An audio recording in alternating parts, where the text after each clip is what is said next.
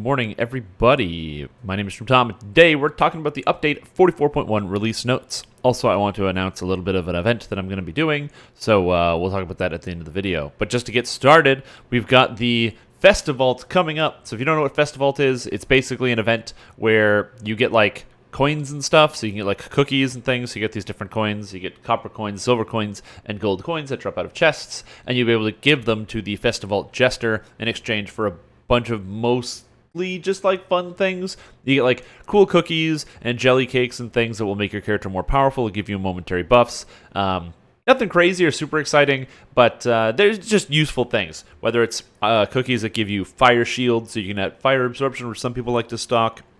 I believe there's still a Death Ward cake, so there is some good stuff you can get out of here. There used to be a raise cake, but I don't think there's raise cakes anymore. Anyway, that is starting today, December 5th. Thursday, you'll be able to get the cookies, and then the Festivault Jester will be starting on the 12th, so that is next Thursday. The cookies will end on the 6th of January, and then the Jester leaves on the 13th of January. Now, these coins, the copper, silver, and gold coins, are permanent additions to DDO, so if you have coins from the previous years, you can turn them in if you just forgot to. So, or if you just forget to turn them in this year, all your coins still carry over, so next year you'll be able to just turn them in if you want to, maybe if something changes or is added. That is really exciting. So we'll talk about this a little bit more at the end of the video here. Next, there's been an adjustment to Precision. So this is actually a really big one because Precision no longer passively applies its 5% hit bonus to calculations and now only applies while the toggle is active. So Precision and in defensive fighting, it looks like it used to have a passive bonus. So what it was supposed to do is Precision was supposed to give you 5% extra hit chance while it was active, and defensive fighting reduces your hit chance while it's not active. While it's active. It gives you more armor class, but then you have a reduction in your hit chance. Well, as it turns out, both these effects were passive. So turning on Precision didn't give you more hit chance, but taking the feat did. Whereas regular defensive fighting always reduced your hit chance. So everyone in the game has had 5% reduced hit chance than normal, and if you had Precision, you just had your normal hit chance. This has been changed that these effects only apply while they're active, which means Precision is still good and you should take it. It's kind of goofy. So anybody who doesn't have Precision is going to get 5% extra chance to hit. Anybody who does have Precision is going to get 5% extra chance to hit. Next, we've got wands, quivers, and missile weapons now work with the Wish of Inheritance. So if you have a Quiver of Alacrity, you want to move from one character to another, you're able to do that.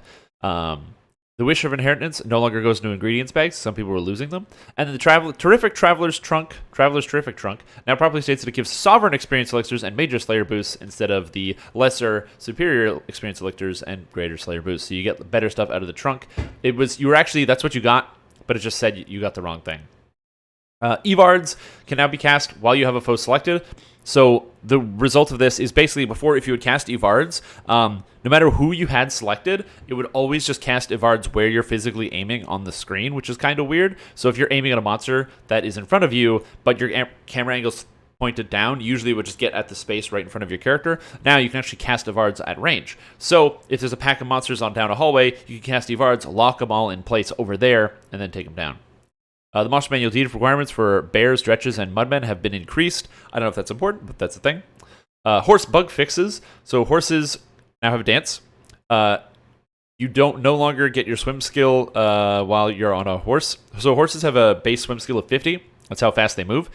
There was a bug where if you could go into a dungeon while on a horse, it would lock your swim speed at 50. And you could just swim all you wanted, which is really convenient at low levels. That's been patched, but just ride your horse. You can't horse in Red Willow anymore, which makes Red Willow a little bit longer, but that should be fine. You now dismount in taverns.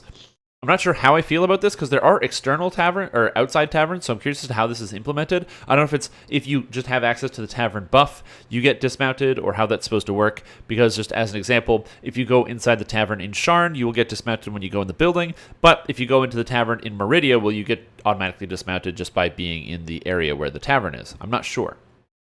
Mounts will now work in wilderness areas of the Underdark, which is great, and there's been some animation fixes. So those are all good things.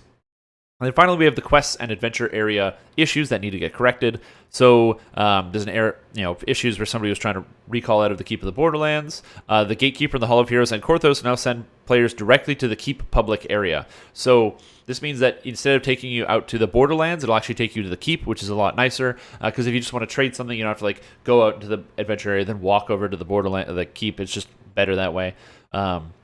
Overall, for the experience of the player.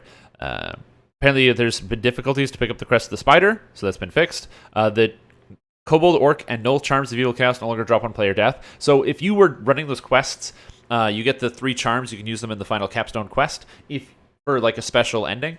If you died at any point, you would drop them, and if you didn't realize that you dropped them, then you go to the final quest and you don't have the charms in your inventory, which almost happened to me, so I'm glad that that change was made. Other landscape adjustments have been made. I don't know what that is. In Total Chaos, Eula and Oro will no longer get stuck in certain doorways, which happens all the time. The monsters basically are unable to follow you, so hopefully this will make that one a little bit easier. House of Pain, a door will no longer automatically close in your face, and some dialogue timing has been adjusted. I don't know what that means. Smash and Burn. So a ladder and platform have been added to the jump room. So I was actually literally doing Smash and Burn 2 days ago, and we were having difficulty getting through the room just because if you don't have a good jump skill, it's very, very difficult. And so this was changed that way people can get around, which is nice. Also, the special cargo crates sparkle, and there's less monsters. Smash and Burn is most people's least favorite quest in Sharn. Well, actually, not most people. Most people dislike Just Business, but Smash and Burn is a very close second. It's definitely everyone's least favorite of the Cogs quest. So hopefully these things will make them a little bit more of a tolerable quest. Although Smash and Burn is a really cool concept, so I don't know.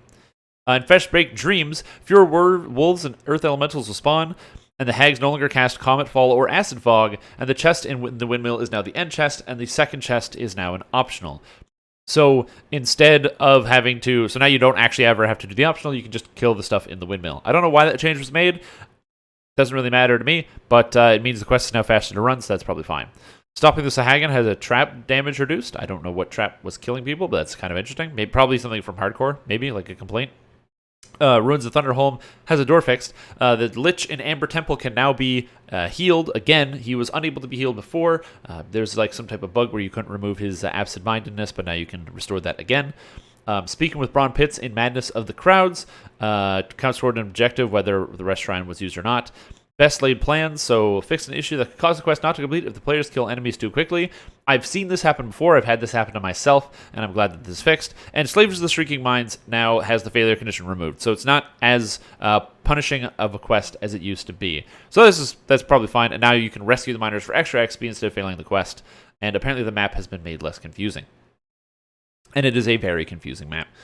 So that's pretty much it for all of Update 44.1. A lot of just regular bug fixes and a lot of really good bug fixes. Again, giving the game pretty much just 5% extra hit chance.